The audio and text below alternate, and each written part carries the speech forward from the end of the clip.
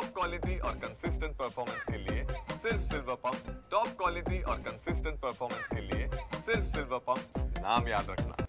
द्राक्षांची पंढरी म्हणून ओळखल्या जाणाऱ्या नाशिक जिल्ह्यामध्ये आता द्राक्ष हंगाम जो आहे तर तो अंतिम टप्प्यात आलेला आहे।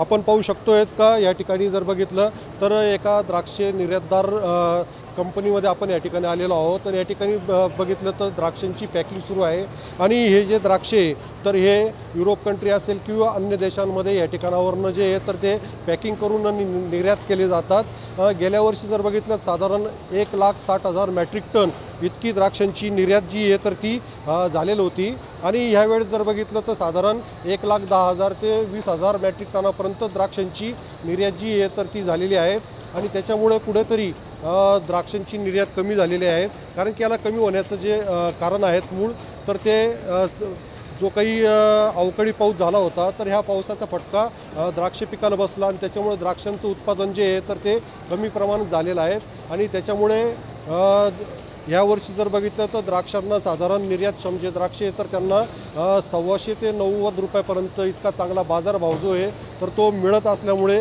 कुठंतरी द्राक्ष उत्पादकांच्या चेहऱ्यावर जे आहे तर ते समाधानाचं वातावरण या निमित्ताने दिसत आहेत आणि गेल्या वर्षाच्या तुलनेत साधारण 20% द्राक्षांची निर्यातसुद्धा ही कमी झालेली आहे।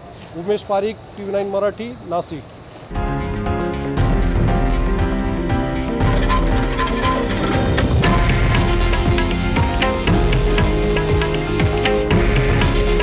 हे आहे देशातील नंबर 1 न्यूज नेटवर्क आणि आपण पाहत आहात TV9 मराठी। काळजी तुमची, हित महाराष्ट्राचं।